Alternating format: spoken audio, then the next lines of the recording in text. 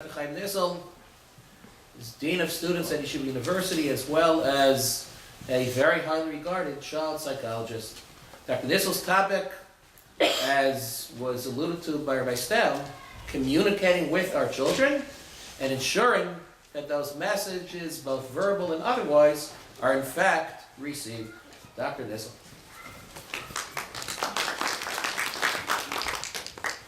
Thank you, Rabbi Jacobson. Thank you, Rabbi Stam. I apologize for my voice. I have a little bit of a cold. I just have to start. Rabbi Stam mentioned Rabbi Katzenstein. I have one great Rabbi Katzenstein story. He was my 9th grade Rebbe, and it actually ties into the topic. He once said to me, Nissel, that was before I was doctor, he said, Nissel, if I say white, you say black. And if I say black, you say white. And I said, Rebbe, it's not true. Okay. I'm going to start with a story, then we'll get into some very specific strategies for positive communication. This happened to a friend of mine. She was sitting on her couch reading a book, and her child, he was 7 at the time, comes over to her and says, Mommy, can you play with me? And she says, I'd love to, but right now I'm reading. I want to read now. And then he says, okay, Mommy, read to me. And he really wanted her attention. And she says, no, I'm reading a book for Mommy.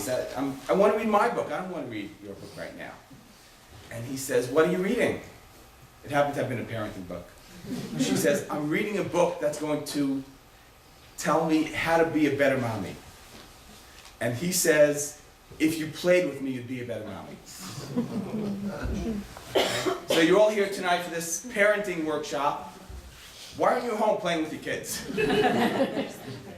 and the truth is, if you were going to be home, I actually had somebody called and asked if they should come or not. And I said, what's the alternative? If you're going to be home and there's going to be maybe a fire in the fireplace and the whole family's sitting around telling stories or playing a family game or something, tremendous value in that. If it's going to be this one playing on this electronic and this one watching a movie and parents doing their own thing, reading, or going out to play basketball or whatever else they're doing, then I'd say it's better to actually be here and be giving some thought to how we are as parents. We love our kids, we want to be great parents, we want to instill values in our children and help them actualize their potential. And we need to be more thoughtful about how we spend time with our kids. It's the quality of the time, not the quantity. Some people think communicating with our kids means getting them to listen. That's not a communication problem. That's a defiance problem. That's a chutzpah problem. He hears you and chooses not to listen. I believe that by improving our communications with our children, they will become more compliant. Communicating is relating. It's like the word community, which I recently learned from my 2nd grader, where they're learning definitions in social studies about community. And community is living in a shared location, shared interests, shared goals. And I was thinking communication is really the same word. It's that sharing of ideas, a meaningful exchange between 2 or more people. That's what communication is. It's that shared concept. If I speak but nobody understands me, I did not effectively communicate. And generally speaking, if communication is good, then the relationship will be good. When you hear about families that have no relationships, that communication, or bad relationships, it usually points to communication that has gone sour. That's true with parent-child, parent-parent. Okay. So this talk is called communication, but it really could just as well been called relating with our children. For most of us, we keep repeating the same pattern.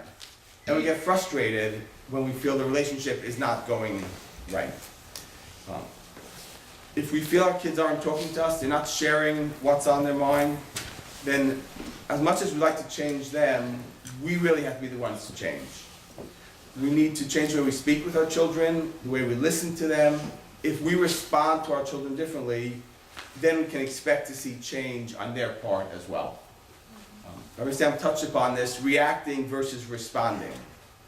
A reaction is typically automatic. It's an automatic reaction, which we know, tell a kid do something, they say no, we react in a certain way, they react in a certain way, and we need to practice responding to our children. Our response is a more thought out way of responding. It's not an automatic reaction. And if you go home with just that tonight, listen to everything Rabbi Stam said, and from my talk, just take that one point. Responding versus reacting. We know what the next fight is going to be. You can predict it. And you should be thoughtful in advance about what you're going to do to hold back your reaction and think of a different type of response. If I choose how I respond to my children, I can choose how I respond to all situations, and then positive change will come about. So how do we do that? To communicate more positively, the first thing we need to do is listen to our children. Baruch Hashem, I'm out of the watching my kids take a bath stage of life. But I think back when I had a 2-year-old who was in the bathtub, and he says to me, "Daddy, why are you always looking at your phone?" And I'm all ready with the answers. I'm not always looking at my phone. I have to check an email from work, and he's 2. He doesn't need any of that. I put the phone away, and I said, "You're right, let me see what you're doing in the bath." And he showed me his boats, and he showed me everything he was playing with. And I realized that just as we do not want our children texting or playing on the phone or being otherwise involved while we're trying to talk to them, we can't do that when our children are talking to us. If your child is talking to you, put the phone down. Even if it rings, you're getting texts, emails, don't check it. Be present, be direct with your child, and be there for them. If they feel that they are not being listened to, they interpret it either to mean that their ideas have no value, that what they're saying is not worth anything, or it means their ideas have no value to you, that you don't really care to be enough with them. And if we think how we are when we're talking to somebody and they're otherwise occupied, we can realize how important it is that we be fully present when our children are talking to us. The young child, focus on their story, on their play, show interest, follow their imagination. With older children, try to understand the content, their feelings, trying to see the scenario through their eyes. Paraphrase it back to them. Let me see if I'm getting this right. You told your friend this, and then she did that. Really paraphrase it back. It's listen with your mouth closed, but you can ask questions to get them talking more and to get them to clarify. And when you ask a question that's really just to get them talking more, they see that you're really interested in what they are saying. And that interest, that listening, is crucial. Responding to them and giving them advice, that comes later. The first step is really listening. And even if you have a different opinion than they do, and even if you have a solution that you want to offer to them, it's more important to listen to them and be there with them and value them. It teaches them to value themselves. And that's more important than the solution you're going to provide for them. It's more important than telling them how they can fix whatever the problem is. It's helping them learn that their ideas, their way of being, what's on their mind has value to you. The second thing is to really try to hear and understand their emotions. Help them put it into words. And help them learn to make choices above their emotions. I understand you hate your teacher, but you have to do the homework anyway. And as adults, whether it's with a spouse or with a coworker or a boss, we all have strong feelings, or our children. We all have strong feelings, and we're able to do the things we need to do despite those failings. Being able to say, I'm really upset, but this is what I have to do. And helping our children verbalize the feeling, rather than saying, oh, don't feel that way, don't use the word hate. Really like avoiding that and kind of saying, okay, I understand you really don't like your teacher. I understand you really don't want to do the homework, but it is due tomorrow and you gotta do it. So let's go back and do the homework.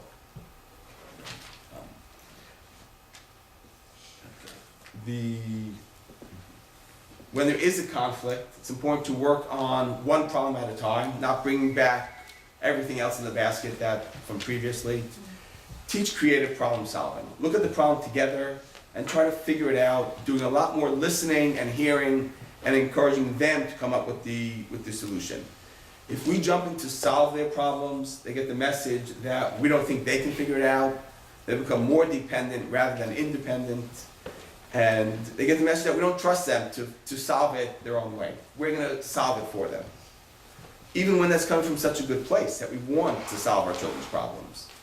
Help them problem solve. You can offer yours as a possibility, a suggestion, but ultimately they're the ones that will hopefully take it in.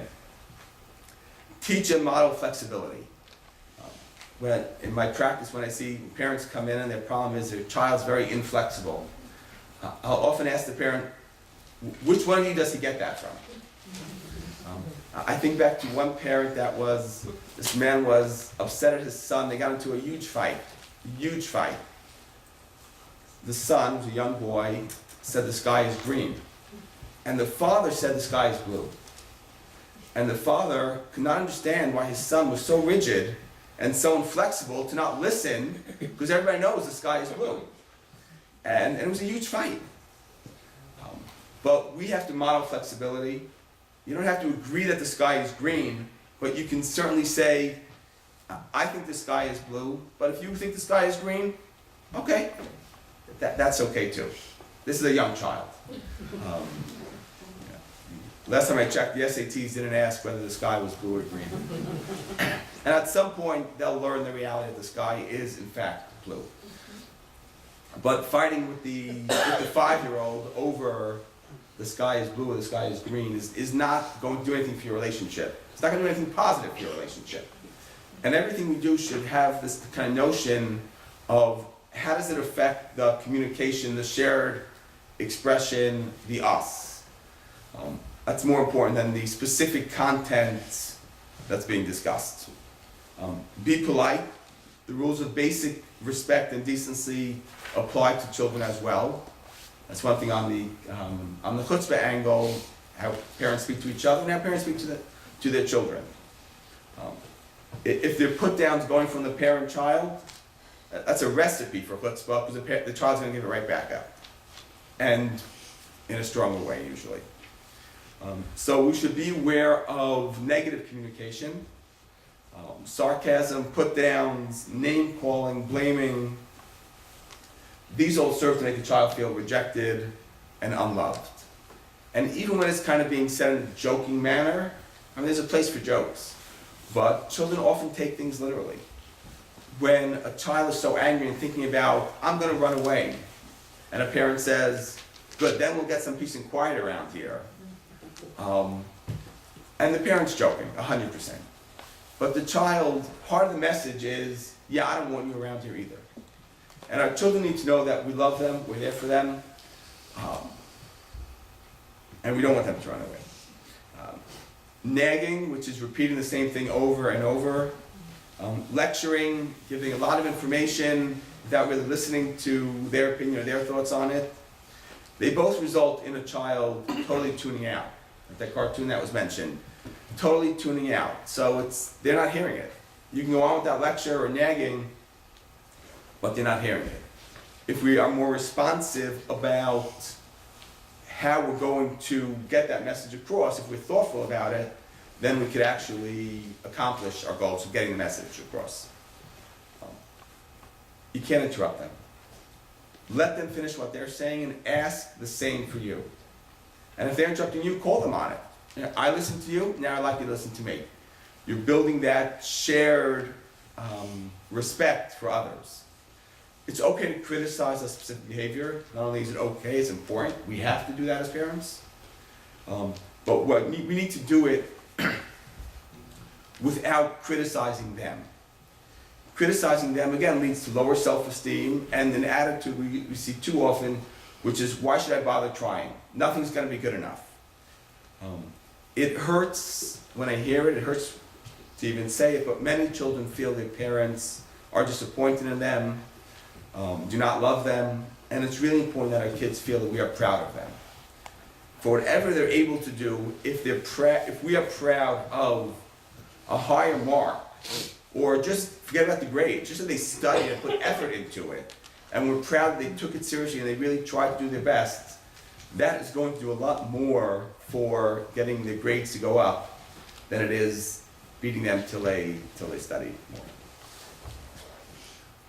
The other aspect is look at our own personalities. Consider our own parents and the effect that they had on us, as painful as that might be. But we as adults can realize the effect that certain things my mother and my father did that kind of created the person I am, whether I'm being perfectionistic or very anxious and worrying, whether I'm rigid or flexible, whether I'm very emotional or very angry. But if you realize the effect your parents had on you, on us, and we can think that whatever we're doing, however we're interacting with our children, is going to affect not only our future interaction with our children, but also their interaction with our grandchildren. Some of this might be depressing, might be too hard. Somebody might be thinking, oh, this is way too idealistic, there's no way we can do these kinds of things. But the beauty of this is that you could really change it. I'm not putting out anything here that's impossible to do. It doesn't have to happen overnight. It's not a single swoop. There's no categories of good parent, bad parent. There'd be, just like there's no categories of good child, bad child. Behaviors, certainly, good behaviors, bad behaviors. And as parents as well, there's some interactions with our kids that are great, and there are others that are more damaging. We don't have to be perfect parents. We can start with a shift in attitude. If we decide, I want to improve the way things are going in my house. I want to improve that interaction, the interaction I have with my child. And I'm going to work on changing some of this. Start small, maybe no sarcasm, no put downs. Try to respond thoughtfully rather than reacting. As you see those patterns that are constantly there, try looking at it and changing. I'm not going to react. I'm going to count to 3. I'm going to take a deep breath. I'm going to choose to ignore a behavior. Try to get that communication going. Depending on the age, you can even tell them and say, look, I don't like the way things have been going lately. We seem to be getting into fights a lot. I'm going to really try. Don't promise that I'm going to put you down again. But say, I am really going to try. Thank you. I'm really going to try to speak more nicely at home, and I'd like the same from you. It's a great message of change, a great message of, I care about you, I feel bad when I say hurtful things, and I want to see you also improve, and together, hopefully we can get through this. Thank you for the word. Okay. You can also tell them that if they see you're not listening, I'm going to try to listen better. But if you see that I'm not listening to you, tell me. Say, Dad, you're not listening, and I will try to listen better. I might need to be reminded as well, and the same you ask from them, that you're going to remind them when they need to listen better. A few communication builders, some great lines. I'd like to hear more about that. Explain that to me. Wow, sounds like that was amazing. Tell me about it. This type of open communication takes hard work, especially when there's already a negative communication pattern that exists. What's important is to really make the effort. And if you make the effort, and you're going to try to listen better, and your kids will notice that, and if you keep doing it in time, they will also become more receptive to it.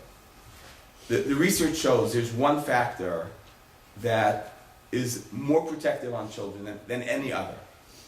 This is the factor that protects children from all the problems of the world, including drinking, smoking, drugs, truancy, off the derech, everything. There's one factor. Guess what it is? Parents, exactly. Parenting. Some of us remember the old parents, the anti-drug. Parents are the anti-drug. The relationship that you have with your children on these small little things, like the 2-year-old showing you what he's doing in the bathtub with the boat, or the 7-year-old talking about their learning in school, or the 9-year-old what happens and goes on with friends. If children see that you're interested in them, that you care about them, that you value their opinions and what they're thinking, you build this relationship of sharing, and then when they get to the bigger things in life, like relationships, like teachers and homework, social issues, they'll be much more likely to discuss it with you. As a child gets older, it's more difficult to build these relationships. And that's why, whatever age your child is now, whether it's a preschooler, the grade school or high school, adult, wherever the child is, now is the time to start building these relationships. And they will carry over for years and years to come. And even if you're not interested in learning how to kill the zombies in the Minecraft game, or the latest rainbow loom designs, or exactly what happened in that latest Kirby episode, it's the interest in what their world experience is like. It's what's going on for them that's important. And they'll learn that you are caring, helpful, and available, and building that relationship. Many of you know that I work with older kids, bigger kids at YU.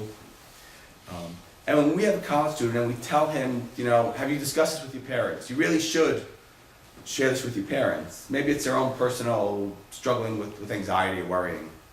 So many of them have, and they say they spoke to their parents and it was very helpful. Their parents understood them, are supporting them, it's great. But very often we hear, there's no point in talking to my parents. I know what they're going to say already. If I tell them this, all they're going to say is, all you have to do is, and give some pat answer as to what they need to do. And that comes from years of experiencing their parents as not really listening to them.